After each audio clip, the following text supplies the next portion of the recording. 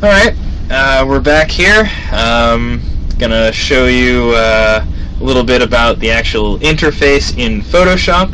Last time we talked about the individual buttons and hardware used in order to allow you to interface with Photoshop. Now we'll show you the virtual tools, essentially your palette, your pens, your brushes, your erasers, all of the stuff that you would have laid out on your actual table, and how to manipulate them, change them in order to create certain types of lines, etc. So here we are in your piece. I'm going to go ahead and zoom us out a whole bunch. I'm going to also, I guess I'll erase everything that we have here. Just do that really quick using the back button on your pen. I'll just keep tapping it until everything disappears, and that should be good. It's a little impractical. There are easier ways to do this, which I'll show you in a second, but I don't want to do it here until I've actually explained what I'm doing. Apparently that's as far as I can go. I'll use the eraser on the back of my pen, if you recall, in order to get rid of what is left. And there we go.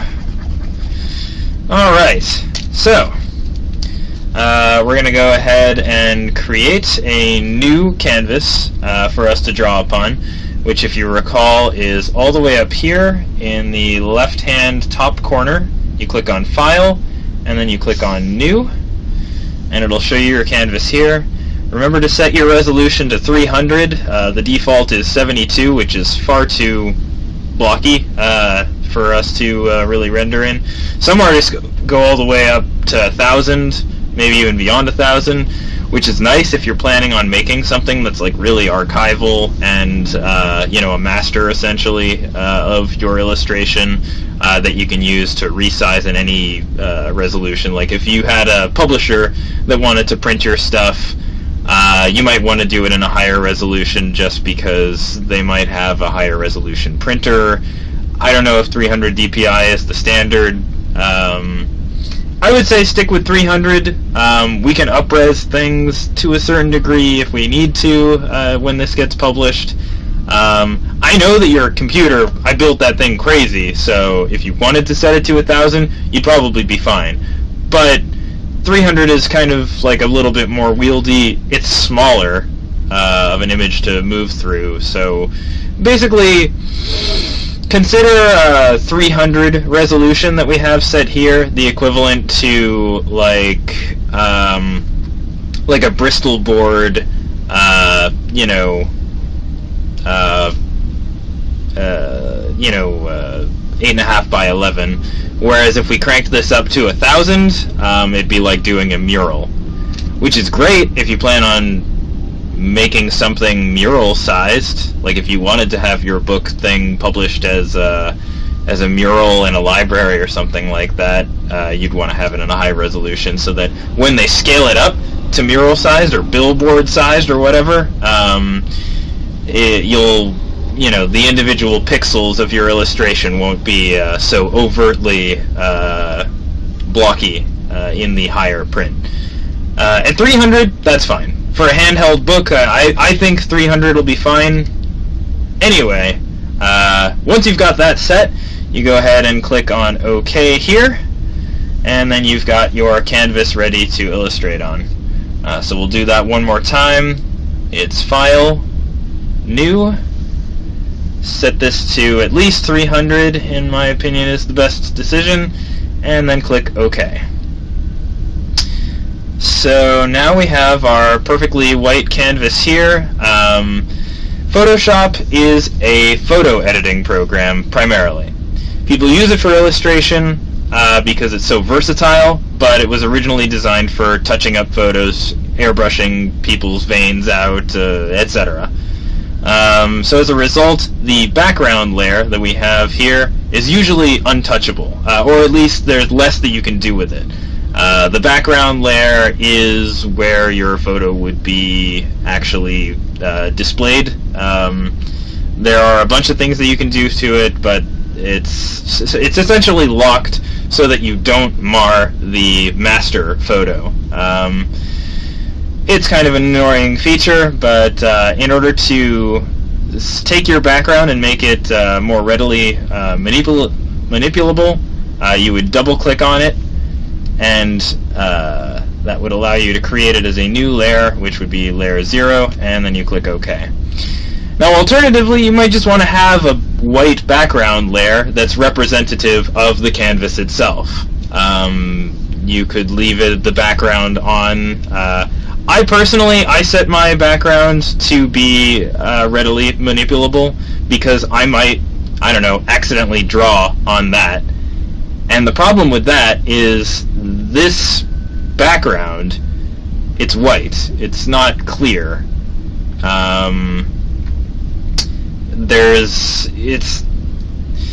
If you draw something on this, you're stuck with it being green on white.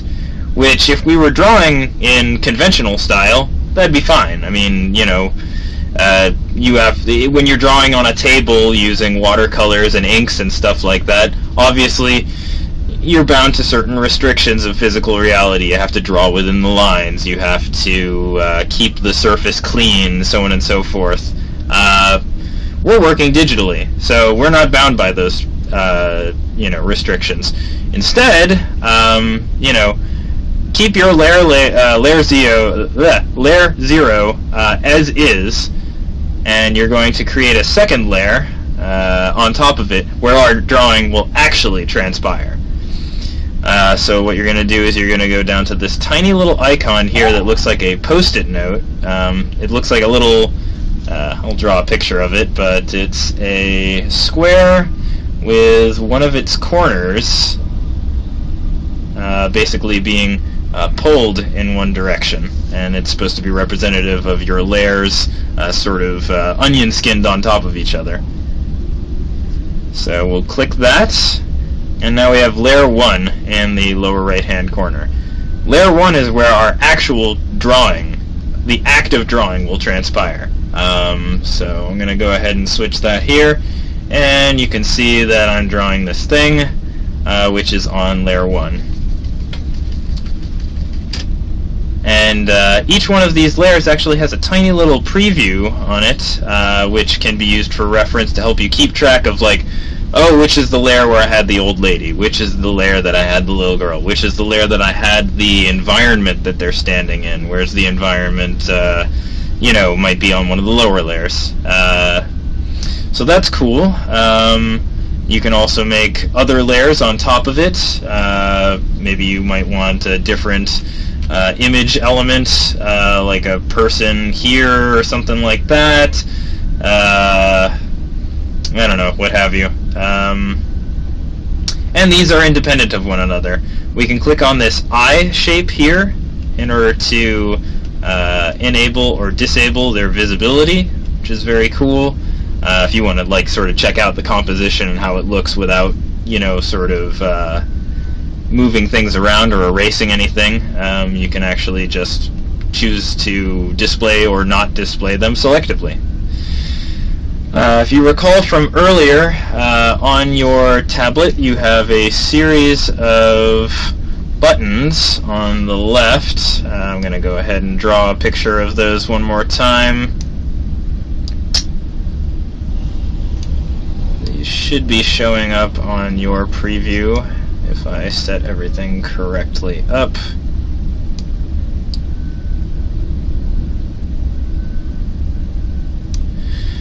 So if you recall, the button on the left, not the slider but the actual long button on the left here, allows you to move certain things on the canvas independently of one another. So I'm selected to layer 2 right now. That's this red person on the left. If I hold on to that button, I can actually move that person anywhere in the environment that I want. Super cool. It's, essentially the same as, I don't know, taking a collage and, a paper cutout of, somebody standing, that you brought out of a newspaper or something like that, and just moving it across your field. So again, that's done with this button here on the left, and you hold that and you touch your pen to the canvas and you can move people anywhere that you want. And because it's summoned by a button, you can draw and drag, draw and drag, draw and drag just by pressing that button and letting go of that button. Very cool. Let's see. So that is layers, as well as manipulating certain parts of the layers. Next, you have your navigator up here in the upper right-hand corner. If you press this button right here, which I don't know if you can see it on my screen or if you've got it open on your monitor here, but it's basically like a couple of mountains sitting next to each other. The set over here on the right is a larger set of mountains. Basically, it's representing like how close or far you are from a vantage point. So if you click those, it increases and decreases your zoom in increments of 30 and 50 and 100. You also have a slider here in the middle, which I'll draw a picture of that too. And you can grab this button here, which is right here, in order to slide arbitrarily between anywhere from 0.42% all the way up to 3200%. When you're this close, you can actually see the individual pixels, and you could actually edit them individually if you so chose, which is kind of excessively surgical and probably not necessarily not necessary for a project like Wind and Frolic, but nonetheless, it's cool that you have the option. Most of the time, you're probably going to be working at 100%. Or, I don't know, like, let's say you want to work on one individual person's face. You can zoom in a little bit and then drag this red box in the navigator to your individual subject, and you could draw, like, I don't know, a little happy face on him, because it's nice and easy when we're up this close, and then zoom back out and see what your composition's like. Again, you can move individual pieces around using the key on the left-hand side of the Cintiq, but again, it will move everything on the entire layer as opposed to the... Oops. It will move everything on the entire layer as opposed to, you know, individual things that you drew. Basically, anything that's on that layer counts as one giant celluloid mat, like a clear sheet, like you would see in, you know, early 90s animation. So whenever you hold that button, you move those elements around. It's like moving the celluloid around on top of your other layers down here. Alright, let's see here. Other stuff in the interface. On the left side here, you've got a whole bunch of tools that you can work with. For the most part, the only tool that you are going to be using is the brush on the left-hand side here. I'm actually going to bring my canvas in so I can actually do a little bit of sketching. So right here on the left, we have your brush tool, and let me erase a bunch of stuff that we've got here. There we go. Might as well erase some of the red layer too, and that cleaned it up. Alright, so you got your brush tool here, which if you can't see it from where I'm drawing, it is a little paintbrush. And from there, every one of the tools that you select is reflected in this top bar up here. Basically, this option right here will have a context-sensitive menu up at the top, which allows you to change the parameters of that brush. So by clicking here, you've pulled a brush out of your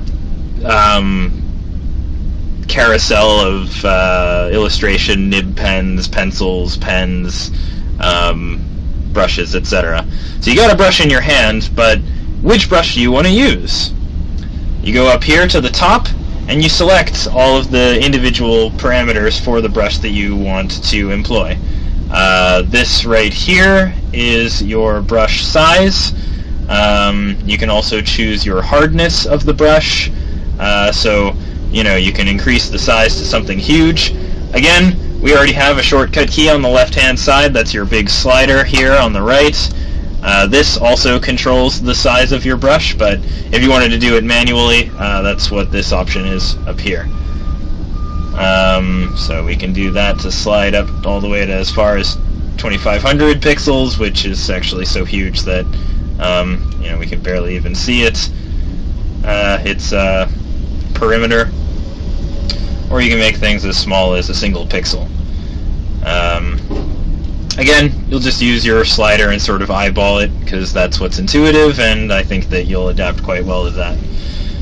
Other options inside of here are your hardness. Now, hardness is a little funky of a subject in order to explain.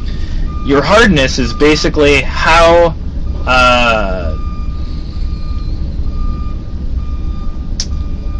it's like the difference between airbrushing and drawing with a marker.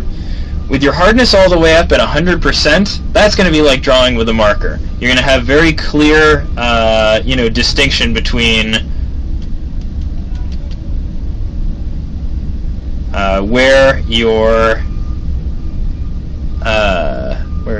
line, like your edge, begins, and where your space beyond it end, the separation line between your mark and what is not your mark. Now, that can become fuzzy by use of the hardness softness meter here. You can actually decrease that to something like, I don't know, say 39%, and whereas at 100%, a 92 pixel size brush looks like this. If you bring hardness down to, say, 48%, it looks like this. You can see it kind of has like a hazy edge on the sides of it. That's really useful for when you're trying to sort of put rough colors down. If you're trying to make stuff look like watercolor, if you're trying to make stuff look blurry, you can bring it all the way down to 11% and make it really hazy. There are even easier ways to employ this as well. You actually have different brush types. Each one of these options here is a different shape to your brush. Now, what we chose to use right here is basically, this is a preset that the system has for a hard, round pressure brush, which, as we know from before, is kind of like using a marker. Depending on how hard or soft you hold your pen to the Cintiq, you can make a fine line within the perimeter of your little circle, or you can make a big thick line if you hold it down harder. But if you choose this, for example, this is basically a soft round pressure brush. So as you can see, it's very, very, very hazy. This actually has a degree of opacity to it that you can modify. Basically, you can actually see what's behind it. So rather than drawing over that black marker area there, I'm actually drawing on top of it. And I can keep going on it in order to keep increasing the opacity.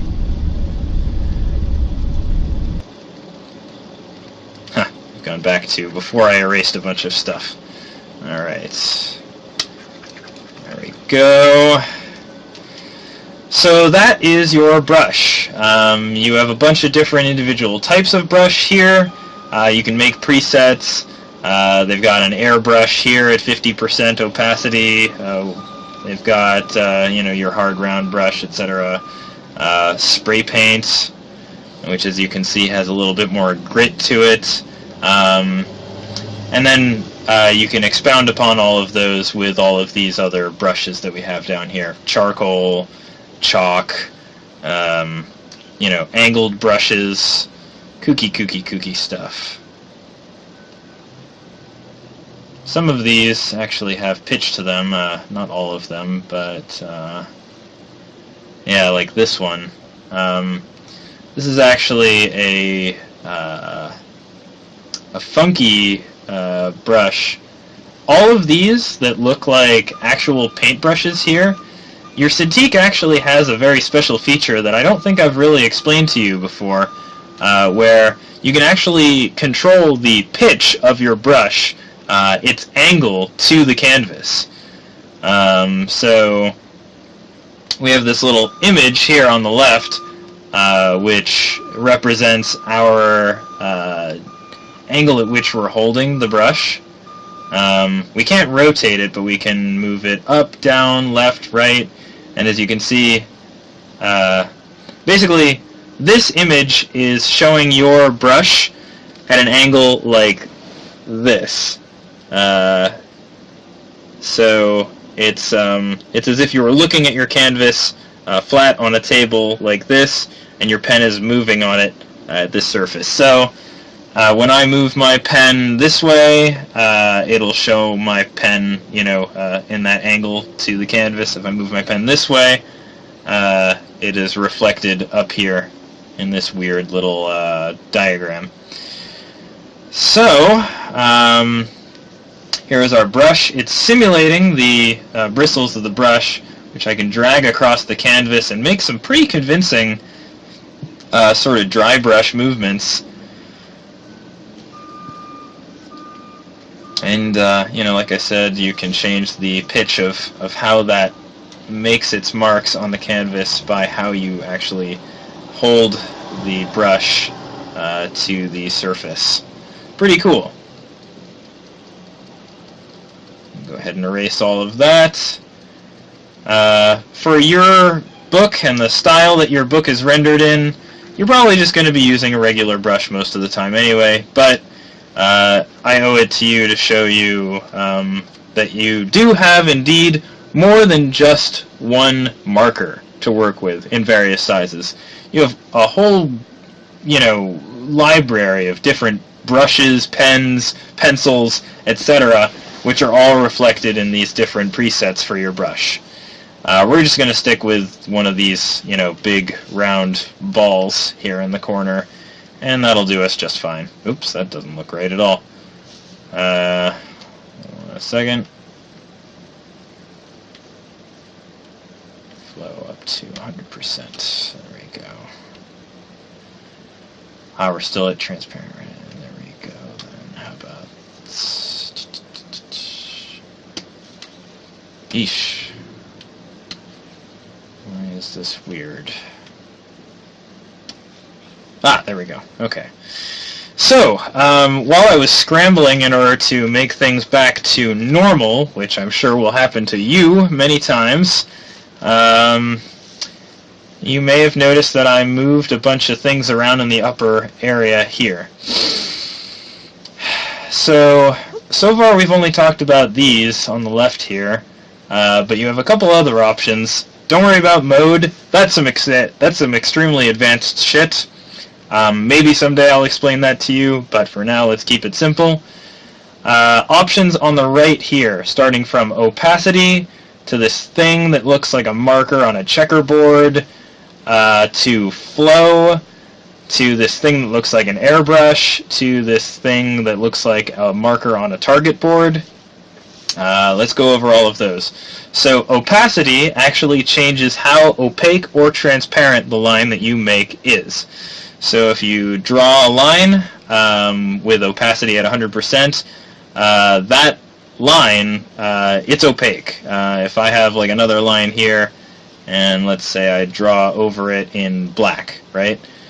you're not going to see that line that's behind it, because right there, that intersection point, that black is going to supersede it.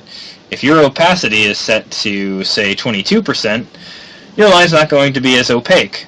If you draw a line like this, you can actually see what's behind it. So you can actually use this in order to layer your painting in order to create sort of like a weak brush sort of texture on things. You might want to actually try painting more than just illustrating, because there's a lot of very interesting sort of patterns that you can create just by layering paint on each other for days, and you know, sort of building a rendering. I'm not a painter. Mom could probably do better, but that's the idea. So that's opacity. Very cool. Set that back to 100%. Gonna go ahead and erase everything I've done there. Next you have this one, which looks like a marker on a circular checkerboard. That actually controls whether or not the Cintiq takes your interpretations of how hard you're pushing the pen to the canvas and renders that as your opacity.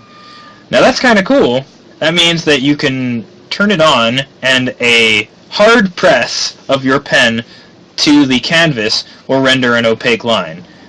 But it also means that if you put a lighter touch to the canvas, you will draw in varying degrees of opacity. So you can actually start like a really fine line at no opacity to slightly more opaque as you increase pressure, and increase pressure further and further and further until you have a hard black line. Now if you ask me, that's super fucking cool. You could not do something with that kind of opacity precision with the traditional media. This looks like, you know, as if I took a Sumier, drew a bunch of ink from the well, and then dragged it across the canvas until eventually I ran out of, until I ended up with a concentration of more water than, you know, mineral. Pretty cool. I'm going to go ahead and turn that off, and now we're back to the point where a light touch gives us just as an opaque line as a hard line. This next one here, flow, is basically how you take a normal brush and you can turn it into something like an airbrush. That's basically all that all of these other options here that look like the airbrush, like the airbrush soft round, etc., etc., etc. Those are presets that basically are the same thing as taking the flow and, say, increasing it to, I don't know, 36%. And then you can actually see that that decreases the your brush. When it draws, it's not actually drawing, you know, this snaky sort of shape. What it's actually doing is it's drawing a bajillion little circles right next to each other. So close to each other that it's imperceptible that they are indeed multiple things, and instead it just looks like you know, one big whatever. Your flow determines how often those circles are output to the canvas. So if you have a flow of 9%, you can actually see all the individual little coils that make up the individual circles of the line. You're not going to do that, you're not going to need that, so don't worry about it, but it's a cool thing that exists nevertheless. This thing here is your airbrush mode, which, if you're in airbrush mode, that does some stuff. I'm sorry, I don't use airbrush mode. Maybe you won't either. Fucking, I don't know. Forget I mentioned that one. This one on the right, though, this is what controls whether or not your pressure on the tablet controls the size of your brush. So as you know, right now, If you hold it light to the canvas, you draw a thin line, and if you hold it hard onto the canvas, you draw a big line. Toggling this on the right here controls whether or not that is applicable. Under normal circumstances, if you have this clicked, it gives you the fine lines when you're light and the hard lines when you're putting lots of pressure on the canvas. And if you deselect that, you'll just draw big lines all the time, regardless of what your pressure is on the canvas. For whatever reason, that's not behaving in the way that I usually expect it to. But anyway, I think for the kind of freeform, sort of soft movements that you're going to be making on the canvas, you want to operate intuitively anyway, so drawing in fine lines when you put little pressure on the canvas and drawing in thicker lines when you put hard on the canvas, I think that's pretty intuitive. You're probably fine with that. So that's all the brushes. You have basically the same thing when you go over to erasers over here. So this right here.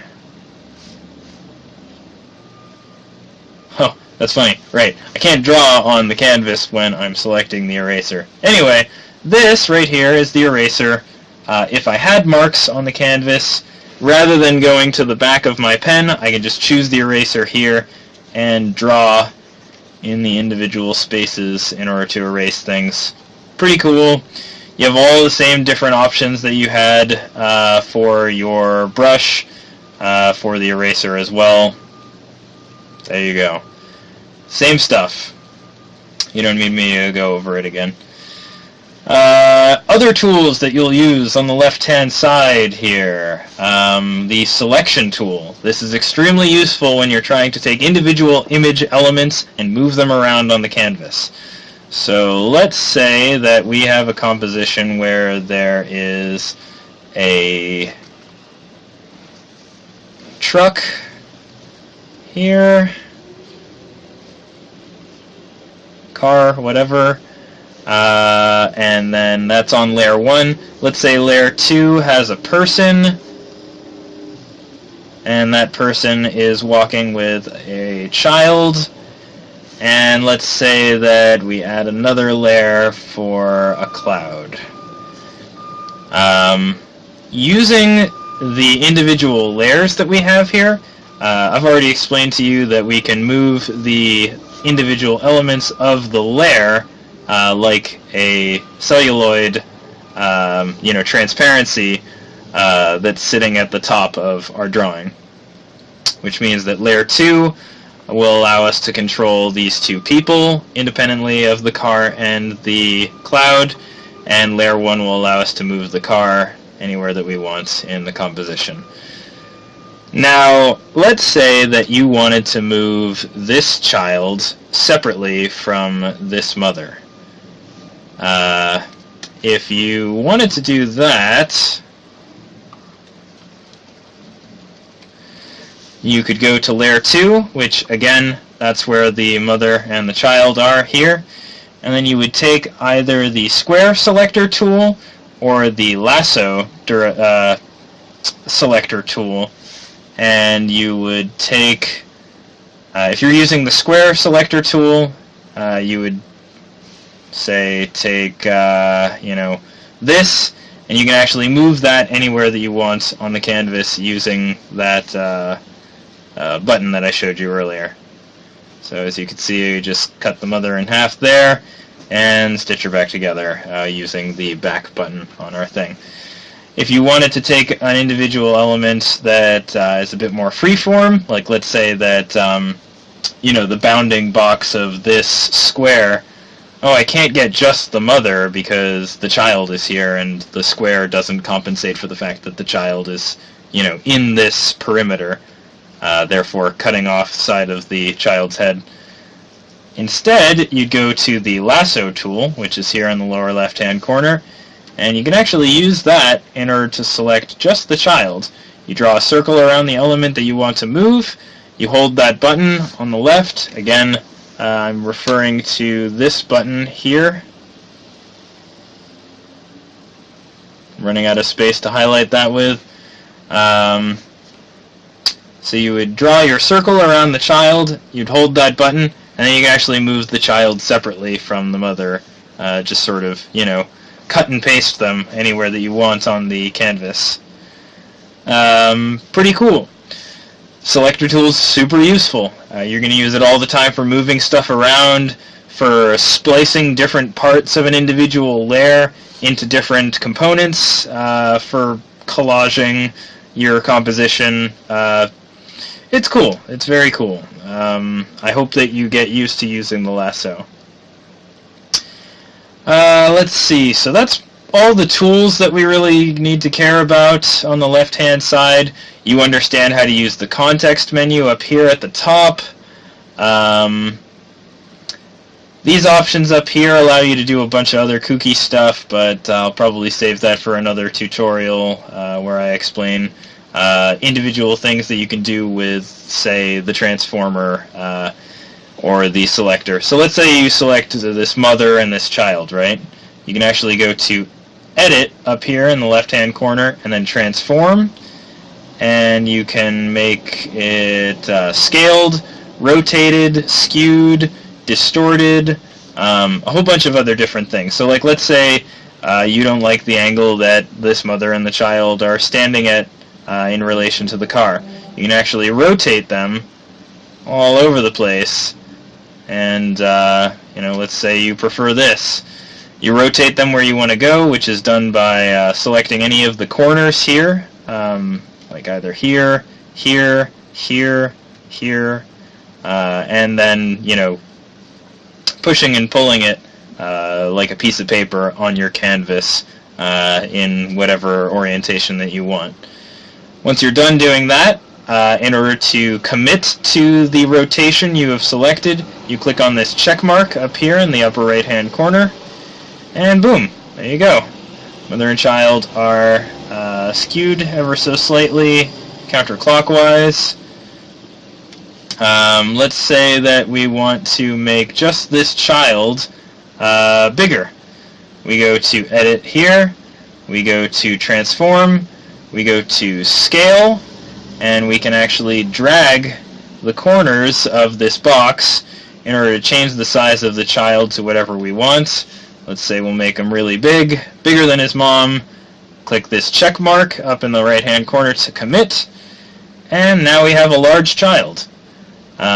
Pretty cool. Definitely a ton of stuff that you could do with that, either making objects bigger or smaller, putting things closer or farther into the foreground and background. Very neat. That's just touching the surface of what you can do with selecting things and then doing Edit, Transform. You can even do free transform, which allows you to do all kinds of crazy stuff. You can warp things in real time. You can rotate stuff. You can basically run the whole gamut of kooky things that you can do.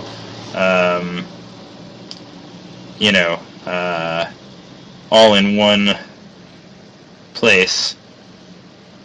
Really weird. Probably not going to be that useful for Wind in a Frolic, but nevertheless, it's there for you if you need it, and have fun with it. So let's see, what's next? History in the upper right-hand corner here, or mid-right. This, I showed you before, is kind of like the back button on your pen. It's basically an archive of all of the things that you've done up to this point. Meaning that every time that I push this button on the back, you move back one space in the history, and it actually has each one of the actions that you've taken listed in, categorically in what you did. So here we used an eraser. Here we used an we established a rectangular marquee, which that's the selector. They call it a marquee. I call it a selector. I should be calling it a marquee. Whatever. Here in the history, you chose to free transform, which is when I skewed the angle of the parents, or the parent and child. This is deselect. That's where we went from going from a rectangular marquee to unselecting, i.e. getting rid of the rectangular marquee and going back to normal. Lasso, that's where we grabbed the child. This is where we transformed him, etc., etc., etc. So you can basically go back to any point in your illustration, quite a distance, as you can see. Rather than pushing the button on the back of your mouse a whole bunch of times, you can just select any one of those points.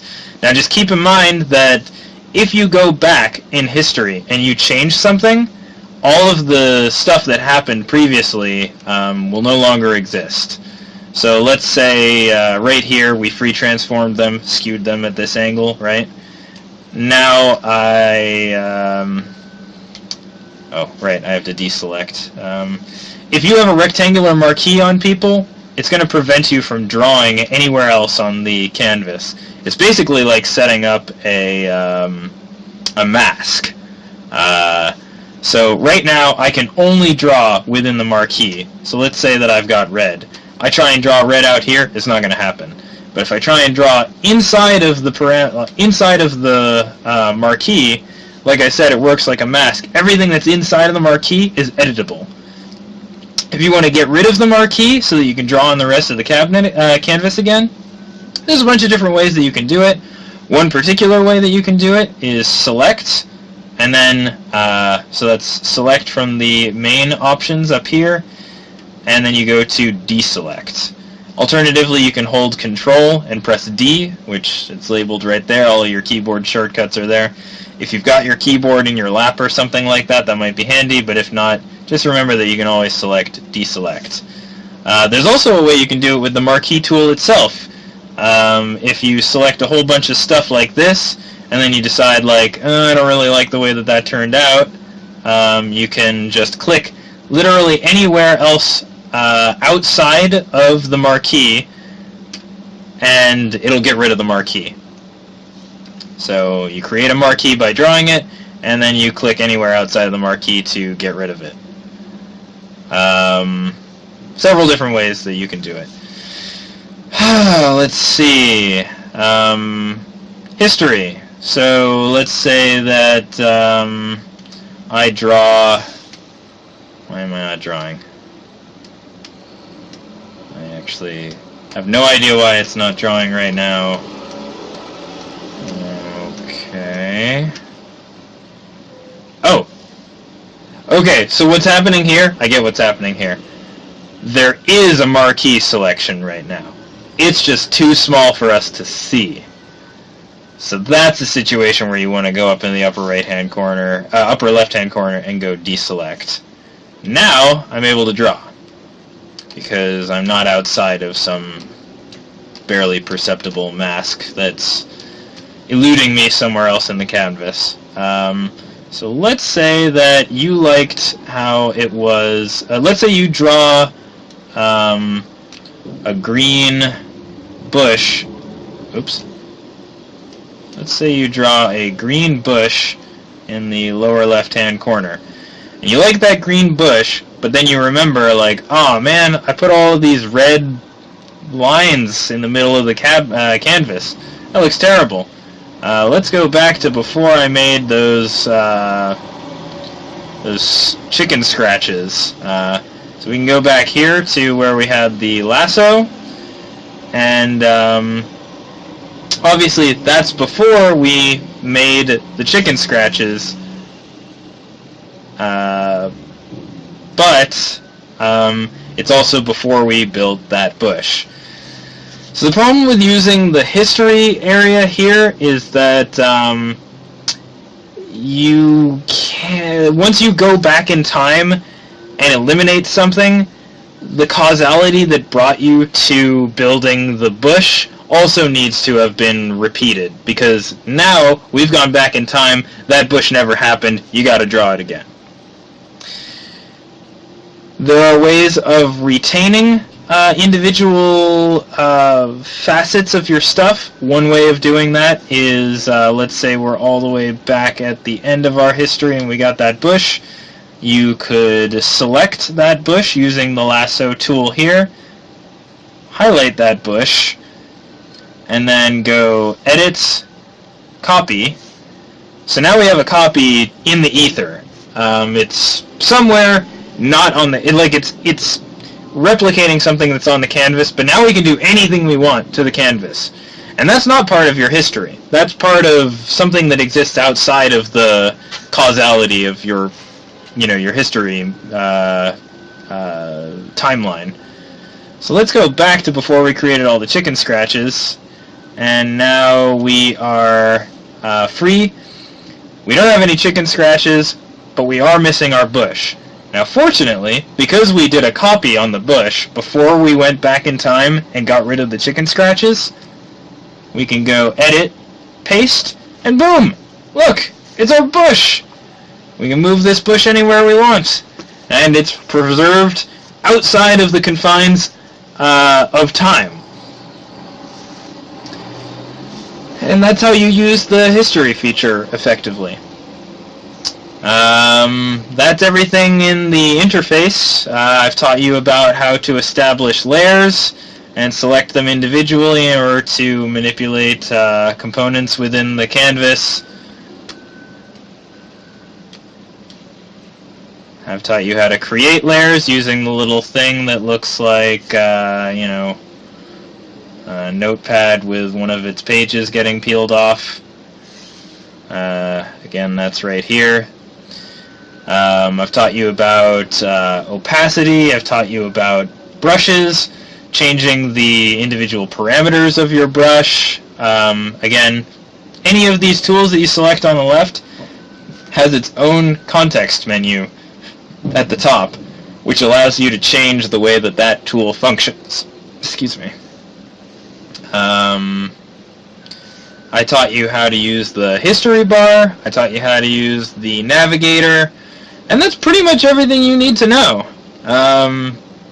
If you're tracing the lines of one of your original illustrations, you can do so by decreasing the size of your brush to something that is pencil size and just drawing over it on a separate layer. You could clean up your existing pencil lines. I don't know. This is basic stuff. I guess I'll send this off to you, and if there's more stuff that you want to learn, let me know. Have a good night.